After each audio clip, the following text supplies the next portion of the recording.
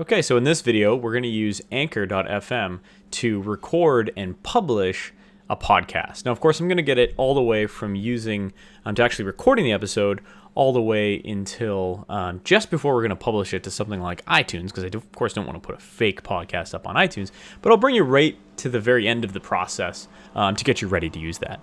The beauty about Anchor is it is free, so it's a great place to try and start a podcast and actually experiment with podcasting. And of course, if you look at the terms and conditions, you still own full rights to the content, which is fantastic. Anchor actually makes money off of US users when they go ahead and start monetizing their podcast, which of course is something that you might want to do, but you cannot monetize with their platform if you are not from the US. So again, it's a good place to maybe start and try podcasting because it is free and it is unlimited. So there's no limit on the amount of episodes you can do or the amount of time or hosting requirements or anything like that. And they will host the file for you. So to get started, actually, let's jump into, let's assume that we're on a student's budget or a from the bootstraps, like shoestring budget. So we're going to jump into Audacity, which again is a free application for recording. We're just going to record a quick audio segment that we can then put up on Anchor. So here's a quick audio segment of an example for a podcast. That's long enough. It's only a few seconds. So you can go ahead and save this, export this out as an MP3 file. We'll just call it episode number 1. And save. Perfect. I'm not going to fill anything out for now. I'm just going to go ahead and press OK and then jump over into Anchor. So I've already actually created an account. So I'm just going to go ahead and log in. And again, it was completely free to create an account. Oh, there we go. Took a few minutes. And I'm just going to go ahead and click create an episode. Now in Anchor, you can actually record directly here. So you don't need to use something like Audacity or anything like that. You can use their recording application in here, or you can even send a recording link to your phone, which is kind of interesting. So this is allow you to record something with your phone. So you don't even need to buy a microphone or anything like that. You can actually start off with the technology that you already have. On here, as you can see under Create Your Episode, you also have the ability to add a message. So it says here, let your listeners know that they can call in to your podcast using the Anchor mobile app. Once you have messages, you'll be able to find them here and easily add them to future episodes. So if they wanted to use the Anchor mobile app to actually listen to your podcast, there's a feature in there where they can send you messages. It's always been a challenge with podcasting where there's really, just like a radio show, there's not really that two-way communication. Unless, of course, you have a call-in service for a radio show. There's not really a two-way communication. People pick up and listen to your podcast. There's no real engagement in podcasts. The audience really doesn't engage with you or anything like that. But this is an interesting, a lot of companies are really trying to figure out how to do that. So something like an Anchor mobile app has a feature built in where your users can actually call in or submit messages to you. Library here, this is kind of something I was playing around with earlier, but normally this would just be any segments that you've created, anything you've added here. So what I'm going to do here is going to go ahead and click the Click to Upload button here and just grab that episode number 1 and upload it into the software. So if I go ahead and... So here's a quick audio segment of an example for a podcast. Very good. So as you can see, it's working here. Go ahead and add transition. There's all kinds of built-in like little sound effects and stuff like that. But I could also, if I have an intro and an outro, I could upload that. But let's just say, for example, that this is my a clue right here. This is my intro. Go ahead and put that in here. And let's just pretend that this is the outro. And I can add that here, right? And of course, you can rearrange these. You can remove them. Add a different one. Here's a bleep or tension.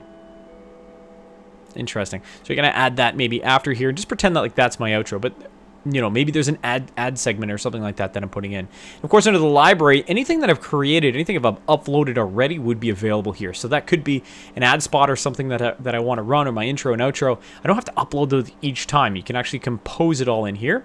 Now, of course, I could also use an application like Audacity to actually go ahead and put intros and outros and the ad spots and everything in here. So I could use this for composition as well. There's a lot more power in here. I can fix some of these places where the audio is a little too loud, as you can see, and maybe try to get rid of some background noise.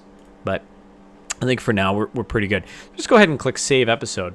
Now, as you can see, Anchor is actually getting us ready to publish this episode. So I have to call it something. So this could be, here's my sample episode oops, for BRTF podcasting module. Okay. And I can put it in an episode description, and I can go ahead here and say, okay, where do I want to publish it? I'm just going to kind of click that off for a second. There's also some other settings here, external podcast settings. So, this is for the different platforms. Is it a full? Is it a trailer or a bonus piece? Is it clean or explicit? What's the episode number and the season number? So maybe this is episode, 2, or season, 3 or 4 or something like that. And I can go ahead and click schedule for later. So I can actually create podcasts on here and actually schedule them for release at a later date, which is kind of nice. Or you can go ahead and schedule it right away. So I actually scheduled that for a 4 p.m. release because I clicked accidentally, but I'm going to edit details and just change that. So I'm just going to change that to publish episode. And again, I'm not publishing it anywhere, but you can see if I were, there's a lot of different applications here, or a lot of different places that this podcast would be uploaded to. So I'm just going to go ahead and, clicking all these random buttons. Go ahead and click Save Changes.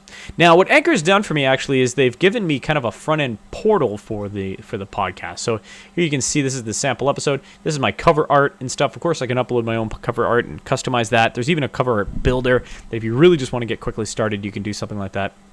People can come on here and actually listen to my podcast, and it actually segments it out, which is really interesting. So as you can see, there's those 3 pieces. Very good. There's sharing tools on here, so users can share this. There's even some playback, little playback thing notifying you that it's playing back. Some platforms will even allow you to change the speed of the playback and stuff like that for listeners. But realistically, this is probably not where people are going to go to consume your podcast or listen to your podcast. Where they want to do it is of course, on your phone. So to be able to do something like that, that's where we want to actually publish. Now, of course, if we click Publish Everywhere, brings us back in here. But if I go to my settings, I just want to show you something really quickly. At the very, very bottom, it says, where can your podcast be heard? And it says, okay, currently your podcast is only available on Anchor. Click here to easily distribute your podcast to all major platforms. If I go ahead and do this, it's going to come up and ask me some details that it needs to be able to put on these certain platforms, right? And if I continue through, it'll say, okay, we're submitting your podcast. I'm just going to click, I'll do it later myself. And what's neat here is if I click on the second link, if I want to manually distribute, here's if I went to Apple Podcasts and distributed it there manually, and Spotify and so on and so forth. I'm going to put the links here, and then Anchor will actually auto-update those as soon as I publish a new episode, right? And that's that syndication piece that really we highlighted in the slides, right? So, and here's back to the RSS feed. This is where the platforms will actually be getting that update, that syndication, this RSS piece right here, where it actually it's a piece of code. It's actually written in XML. Is the language that it's written in, and it has all of the information about the episode. So here, if you can see the URL to my podcast image, the title of it, the link to where it's going, and so on and so forth, has all this information for different platforms that would be distributing, that my listeners would be using. So for example, on iTunes or Stitcher or Spotify, they can go ahead and subscribe to your podcast through there, and that's where those platforms will actually get the new episode information. So that's how that works. So that's it. That's how you would publish a podcast on a platform like Anchor. So have a great day.